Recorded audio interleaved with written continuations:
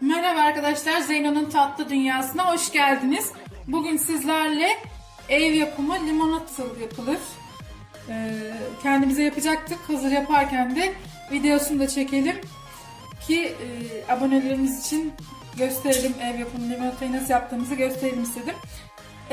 Elimizde kalan limonlar var. Bunlar bir süre sonra zaten küfleniyorlar. O yüzden onlar küflenmeden limonataya dönüştürelim. Tatlı bir içeceğimiz olsun dedik. Buna başlamadan önce biraz su ısıttım. Şekerin erimesi için.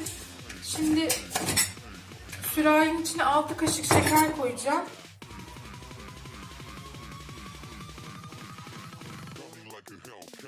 İçine de biraz sıcak su koyuyorum.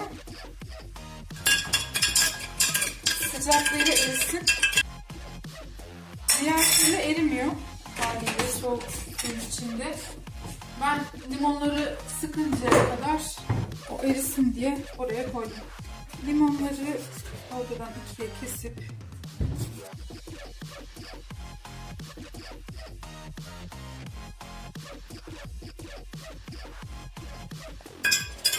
şekerini birazcık daha karıştırıyorum. Az kaldı dibine. Şimdi sıktığım limonları koyacağım. İçine şeylerin gelmesine dikkat edin. Çekirdek. Daha sonra da içine ilave edeceğim suyu şu şeye koyuyorum ki böyle o limon aroması gelsin diye buradan aktaracağım.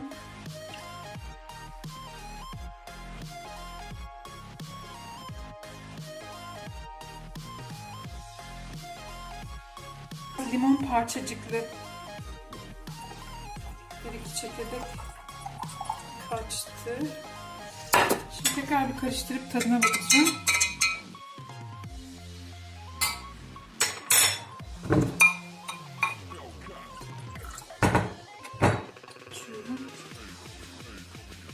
Çok tatlı olmamış. Birazcık daha şeker ilave edilebilir tercihe göre, şeker tercihine göre. Gayet güzel olmuş. İçine nane yaprağı varsa evinizde ama benim evde taze nane yaprağı yok. Nane yaprağı ilave edilebilir.